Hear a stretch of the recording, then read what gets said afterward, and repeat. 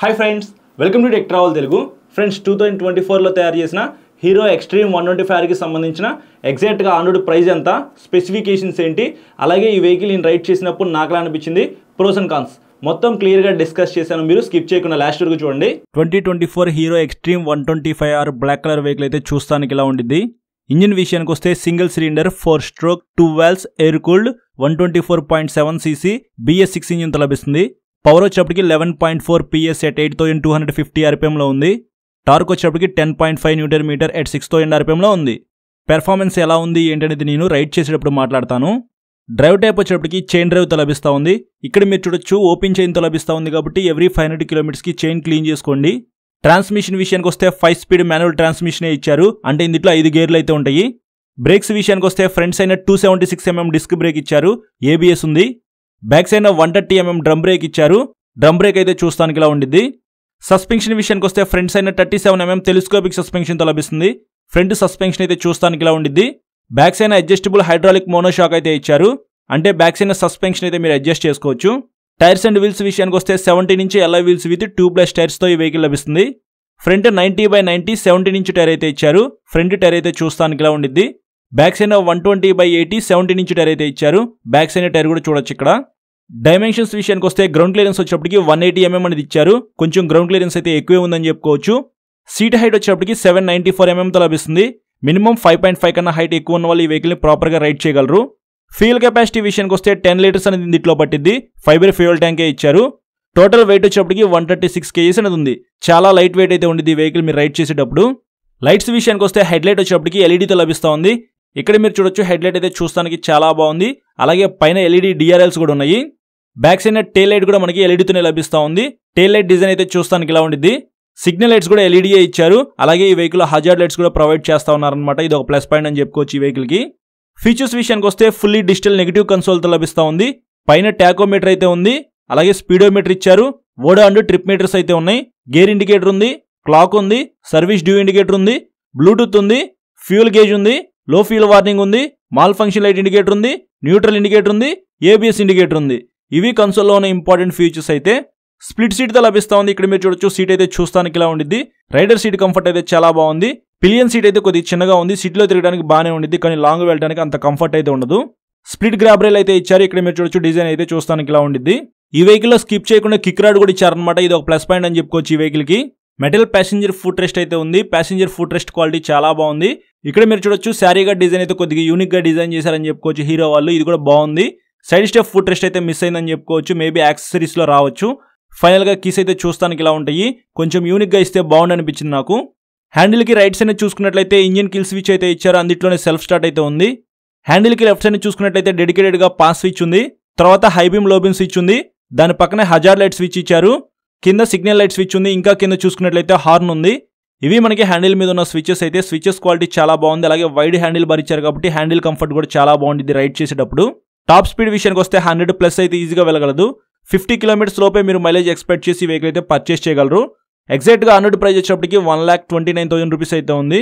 మీరు కొనుక్కునే టైంకి ఇదే ప్రైస్ ఉండదు కాబట్టి ఎగ్జాక్ట్గా ఆన్ రోడ్ ప్రైస్ ఎంత ఉందో తెలుసుకోవాలనుకుంటే డిస్క్రిప్షన్లో షోరూమ్ నెంబర్ అయితే ఇచ్చేస్తా, వాళ్ళకి కాల్ చేసి ఎగ్జాక్ట్ ప్రైస్ తెలుసుకోగలరు. ఈఎంఐలో ఈ వెహికల్ మీరు కొనుక్కోవాలనుకుంటే డౌన్ పేమెంట్ వచ్చేప్పటికి 40,000 రూపీస్ నుంచి మీరు ఎంతైనా పే చేసుకోవచ్చు. 2024లో తయారు చేసిన Hero Xtreme 125R black colour vehicle మీద అయితే ఇప్పుడు నేను కూర్చొని ఉన్నాను. ఈ వెహికల్ని రైడ్ చేసి నా రైడ్ ఎక్స్పీరియన్స్ ఎలా ఉందో మీతో షేర్ చేసుకుంటా. ఫస్ట్ వెహికల్ మీద కూర్చోగానే నేను అబ్జర్వ్ చేసింది ఏంటంటే వెయిట్ అనమాట. మీకు వెయిట్ అయితే చాలా తక్కువ ఉంది, 136 kgs వెయిట్ అనమాట. చూడొచ్చు ఈజీగానే మీరు మూవ్ చేయొచ్చు అనమాట ముందుకి వెనక్కి. అలాగే మీకు సీట్ హైట్ కూడా కొద్దిగా తక్కువగానే ఉందన్నమాట. మీకు 794 mm తో లభిస్తూ ఉంది. 5.4 హైట్ ఉన్న వాళ్ళైనా సరే ఈ వెహికల్ ఈజీగా రైడ్ చేయొచ్చు. ఎగ్జాస్ట్ సౌండ్ విన్నారు కదా. 124.7cc 2 valves air cooled engine అయితే ఇచ్చారు. 11.4 PS పవర్, 10.5 Nm టార్క్ అయితే ఇంజిన్ జనరేట్ చేసిద్ది. పెర్ఫార్మెన్స్ మీరు చెక్ చేయొచ్చు.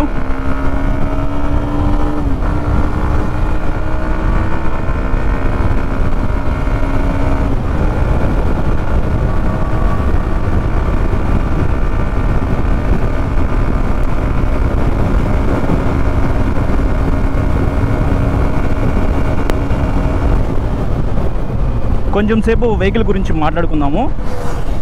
4000-5000 RPM మధ్యలో మీకు మంచి పికప్ అయితే ఉందన్నమాట. ఇనిషియల్గా పికప్ అయితే ఏమీ లేదు.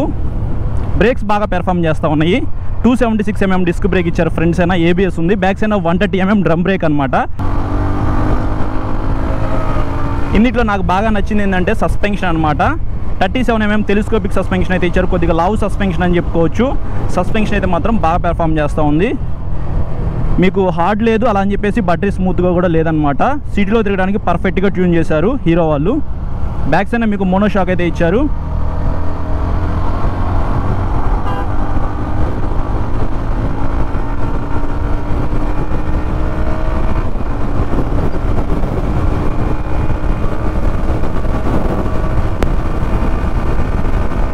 బ్యాక్ సైడ్ 120 సెక్షన్ టైర్ అయితే ఇచ్చారనమాట. మీకు టైర్స్ గ్రిప్ అయితే ఓకే ఉంది, ఎక్సలెంట్గా ఉందని నేను చెప్పను.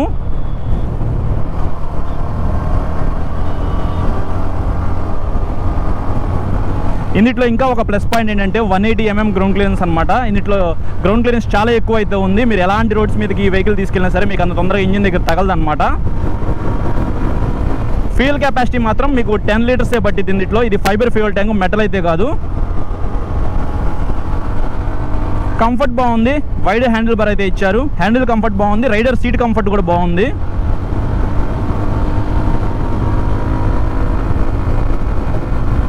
$50 కిలోమీటర్స్ దాకా మీరు మైలేజ్ అయితే ఎక్స్పెక్ట్ చేసి ఈ వెహికల్ అయితే పర్చేస్ చేయొచ్చు. 125cc ఇంజనే కాబట్టి మీకు మైలేజ్ అయితే కొద్దిగా ఎక్కువ వచ్చే అవకాశం ఉంది. హీరో అంటేనే మీకు మెయింటెనెన్స్ తక్కువ, అలాగే మైలేజ్ ఎక్కువ అనమాట.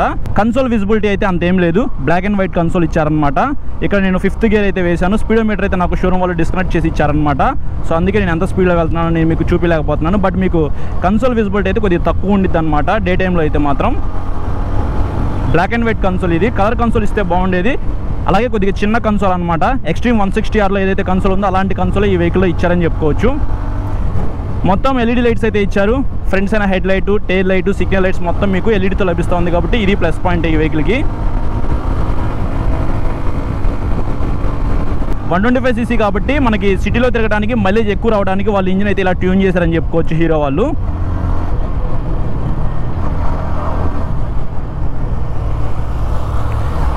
చాలా వెయిట్ తక్కువ ఉందన్నమాట. మీరు ఎలా కావాలంటే అలా రైడ్ చేసుకోవచ్చు.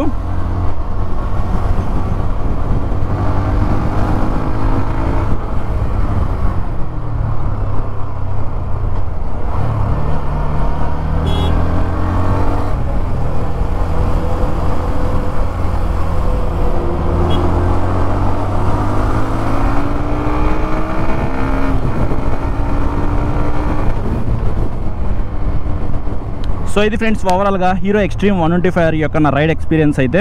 వెహికల్ అయితే మాత్రం చాలా బాగుంది. మీరు కూడా ఒకసారి వెహికల్ పర్చేస్ చేయాలంటే టెస్ట్ రైడ్ చేయండి. ఫ్రెండ్స్ చూసారు కదా ప్రైస్ అండ్ స్పెసిఫికేషన్స్, అలాగే నా రైడ్ ఎక్స్పీరియన్స్. ఇప్పుడు ప్రోస్ అండ్ కాన్స్ గురించి డిస్కస్ చేద్దాము. రైడర్ 125తో కూడా కంపేర్ చేద్దాం. నేను క్లియర్గా నోట్ చేస్తున్నాను మీకు సింపుల్గా ఎక్స్ప్లెయిన్ చేయడానికి. ఫస్ట్ ప్లస్ పాయింట్ ఇందులో నాకు బాగా నచ్చింది బ్రేక్స్. ఫ్రంట్ సైడ్ మీకు 276mm డిస్క్ బ్రేక్ ఇచ్చారు. ABS కూడా ఉందన్నమాట. రైడర్ 125లో ఫ్రంట్ మీకు డిస్క్ బ్రేక్ ఇచ్చారు, అది 240mm డిస్క్ మాత్రమే. ఇందులో మనకి ఇంకా కొద్దిగా పెద్ద డిస్క్ బ్రేక్ ఇచ్చారు కాబట్టి మీకు బ్రేక్స్ అయితే బాగా పడతాయి. బ్యాక్ సైడ్ రెండిట్లో కూడా 130mm డ్రమ్ బ్రేక్ ఇచ్చారనమాట. సెకండ్ ప్లస్ పాయింట్ విషయానికి వస్తే సస్పెన్షన్. ఫ్రంట్ సైడ్ మీకు 37mm టెలిస్కోపిక్ సస్పెన్షన్ అయితే ఇచ్చారనమాట. సస్పెన్షన్ అయితే మాత్రం బాగా పెర్ఫామ్ చేస్తూ ఉంది. రైడర్ 125 చూసుకున్నట్లయితే మీకు 30mm టెలిస్కోపిక్ సస్పెన్షన్ ఇచ్చారు. రైడర్తో కంపేర్ చేసుకుంటే ఇందులో లావ్ సస్పెన్షన్ ఉంది కాబట్టి బెటర్ పెర్ఫార్మెన్స్ అయితే ఖచ్చితంగా ఉండిద్ది. థర్డ్ ప్లస్ పాయింట్ విషయానికి వస్తే ఇందులో నాకు బాగా నచ్చింది టైర్స్ గ్రిప్ అని చెప్పుకోవచ్చు. Front 90/90 section tyre, back side 120/80 section tyre అయితే ఇచ్చారు. రైడర్లో చూసుకున్నట్లయితే front 80/100 section tyre, back side 100/90 section tyre అయితే ఇచ్చారనమాట. కొంచెం వైడ్ టైర్స్ అయితే మీకు ఎక్స్ట్రీమ్ 125Rలోనే ఉన్నాయని చెప్పుకోవచ్చు. మీకు మంచి గ్రిప్ అయితే ఉండిద్ది. ఫోర్త్ ప్లస్ పాయింట్ విషయానికి వస్తే లైట్స్ అని చెప్పుకోవచ్చు. ఇందులో మొత్తం LED లైట్స్ అయితే ఇచ్చారు. పర్సనల్గా నాకు హెడ్ లైట్ డిజైన్ అయితే చాలా బాగా నచ్చింది అనమాట. లైవ్లో చూస్తే ఖచ్చితంగా మీకు కూడా నచ్చింది. సిగ్నల్ లైట్స్ కూడా ఎల్ఈడీఏ ఇచ్చారు. అదే మనం రైడర్లో చూసుకున్నట్లయితే సిగ్నల్ లైట్స్ అనేది బల్బ్ ఇచ్చారనమాట. అది మైనస్ అని చెప్పుకోవచ్చు, ఇక్కడ ప్లస్ పాయింట్ అనమాట. ఫిఫ్త్ ప్లస్ పాయింట్ విషయానికి వస్తే సీట్ హైట్ అని చెప్పుకోవచ్చు. 794 అనేది ఇచ్చారు.